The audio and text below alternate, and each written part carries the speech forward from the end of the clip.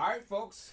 As you can see here, alongside my buddy Demetrius, we're here to break down each and every episode of the new Netflix series, The Masters of the Universe. I was about to call it He-Man, but Masters of the Universe Revelation. Just to kind of get some context about everything. First of all, it is 5 episodes for the first part, and they're going to be dropping July 23rd. And then the second half is going to be coming, I think, sometime at the end of this year. And then there's also another project that's also attached to this. So if you are a fan of Masters of the Universe and He-Man and so on, even She-Ra, there's a ton of stuff coming out in regards to this universe from Netflix. But to keep focused on what we're here with today, we're going to be covering each of the 5 episodes of part 1. This is just our introductory episode where we're kind of just going to give you a little premise of what to expect. And then once the show drops, then you can catch each of our individual review episodes. But if you've never seen Demetrius before, Demetrius has been on my channel in another contest, like a few times actually. But he's like a big brother to me. And I've always respected him in regards to just everything nerdom. He's always like had my back or reassurance, or he was always that person that just had that extra knowledge before the internet was available. You dropping some hints here? I mean, no. Well, you know. Okay. I'm getting to the best part. Something like this in September is coming, but I can't say anything about it. I'm getting to the best part. But of course, if you have not seen him, Demetrius has done this phenomenal He-Man cosplay that has just taken off. And while that sounds like a viral thing, it's actually even bigger than that because it's actually on like another scale where we got published for it in a really big, not just a small time magazine. No shade to anybody or anything, but like it definitely made its way across the world, being in the Men's Health magazine. So, yep. Not just because of its accomplishments and strides in that, but because of his knowledge, appreciation, and love for this franchise. I could never do this review without consulting him and saying like, "So, what you doing, buddy?" So I wanted to have him on for that.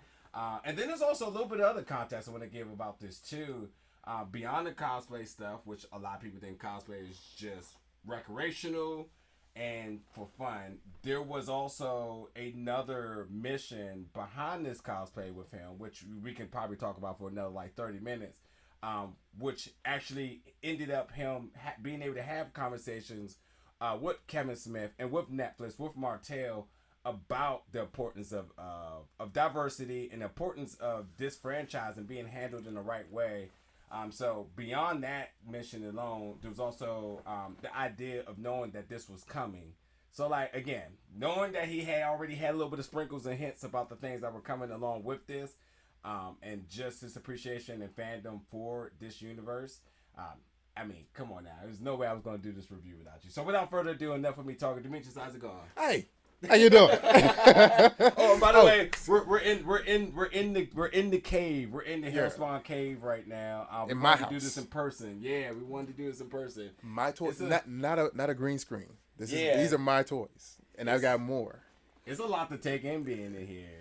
My childhood is in every direction here. Of course, he was better at collecting these things. I probably still own some of these things, but not in the complex of it being unopened, untouched, still and in the pristine. box. Yeah.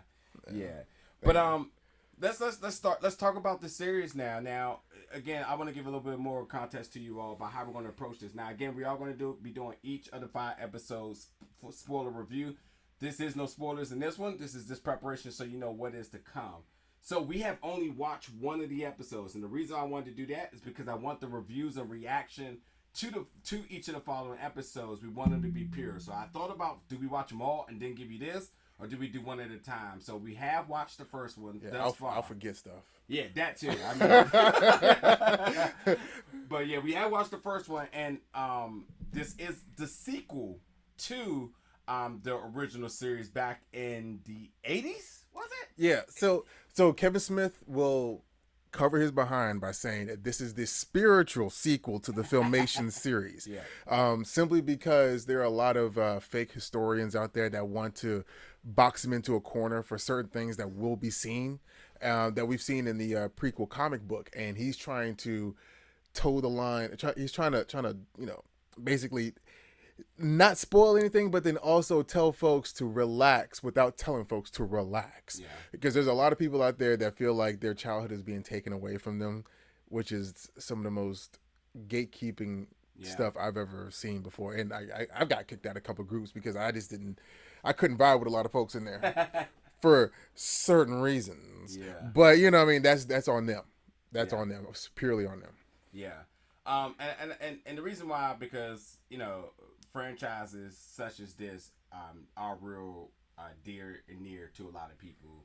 And I don't think anybody should have any reservations, considering that She-Ra was done really good, went over well, got renewed for extra seasons in a heartbeat. And then with this, before anybody has even seen it yet, we already know that it's a 2-part season, that they already got a special project coming about. I don't want to be quoted about what that project is. I know there may be some information, but I don't know what I can say and what I can't say. But there is another project coming. So again, there's enough reassurance to know that, like, what can I say? Because I know. Confidence. Okay, because what I know. Because okay, again, background. I was the first there was another person there, but I was the first black featured cosplayer at PowerCon in 2019. And I was the only He-Man cosplayer in 2019 at PowerCon, which is the He-Man and She-Ra specific convention in Anaheim, California. Yeah. And while I was there, that was when they announced that they were going to do this with Kevin Smith and Mark Bernardin and in Netflix and whatnot. And they did say that it was going to be 2 projects even then. Yeah. You know, but COVID just... Can we cuss on this? We don't cuss on this. Oh, COVID fucked everything up. Like, between the momentum and everything, it just stopped everything in its tracks. Yeah. But there was always going to be 2 projects. It was going to be the Revelations one, and then a brand new series that was supposed to take things forward. Mm-hmm. So what we don't know is how this series is going to affect the next one. Yeah. And again, I think just from looking at it from a person who frequents in content, I think whenever you know that there's extra stuff coming within the universe, then you can invest in, and there's a level of confirmation from the suit guys to just even, you know, the end users that this is good. We need to keep going with this. And I mean, especially with Netflix, where nothing is ever promised. Even the most successful shows are never promised. And even shows that have source material is never promised, such as Jupiter's Legacy. You know, there's I liked it. I did too. I did too. But things are just not certain. So I think, you know, just as a side confidence for anybody who's like, oh my God, my childhood, or oh my God, why should I watch this? I think you're perfectly fine knowing that Netflix is invested. The right people are involved, and I think that, you know, there's a lot of potential where they could go forward. And I also think too, once you give people enough room to really stretch their legs, then that allows for other bigger things, other people to probably eat at the table, and other, you know, think groups and other things that people were kind of on the reserve about to actually be introduced. Because how you look at this is a pilot season. Netflix, everything is a pilot season. You know, most things do pilot episodes. Netflix does pilot seasons where they're just like, nope, not a season 2. I don't care where your story's going. Not a season 2. You know, so I wanted to premise that, because I think that's always the biggest draw for people. Is like, I know it's a big name. I know it's a big franchise. I know, like, a lot of people like it. But what do Netflix think? And that's the key. And I think that this is going to be fine. But let's talk about it now. We've seen it. The animation. Okay. Yeah, so the animation, smooth as butter, baby. It's right now we just saw where He-Man became He-Man, and like that transformation, like, yeah, he had his whole little, you know, Sailor Moon moment, you know, he multiple colors, it was popping, you know. Yeah. There was a transition from when he was Adam to He-Man that it was so smooth, because you were focusing on him getting the armor on, the wristbands on, and you didn't realize that the arm became thick as, you know, shit. So it was like, oh, we own it. Like there's no hiccups in it. The colors are great. Yeah. Everybody, I'm looking at Clamp Champ, looking at Fisto, and they look like the action figures. They really do. Yeah. I can't go any further without definitely putting some love on who I feel is the greatest voice actor to do it, and that's Mark Hamill as Skeletor. Look at that run. Look at that run. Amazing.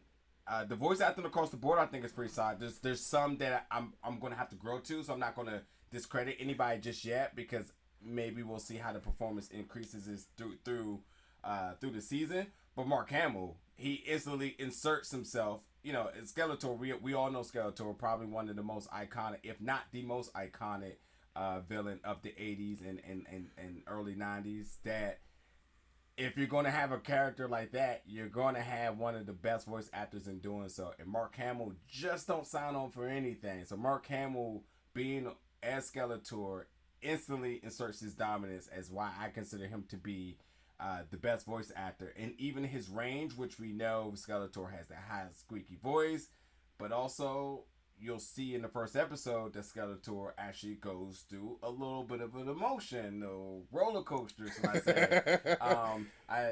The first episode is very impactful for a lot of things to come. Clearly, no spoilers here, but Skeletor's vocal range will be tested, and I don't think it's just the easy thing to do unless you are of somebody of Mark Hamill's caliber, and he absolutely kills it. So, voice acting, animation is very solid to me.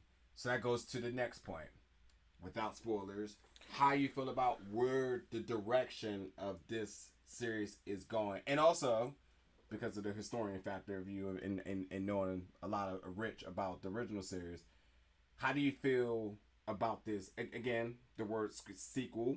How do you feel about where this puts you at, and where does it want to go? Okay, so it makes me ask the question, what was the point of the secret?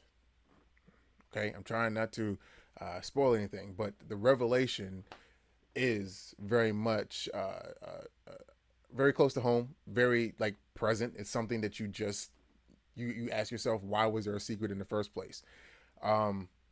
Where it's going to go, I feel like it's going to be a spiritual journey for what is actual a deep dive as to what He-Man truly represents, the different cultures He-Man has been, and the long-standing history of what Eternia has always represented as well, which is something that never really got into back in the 80s cartoon.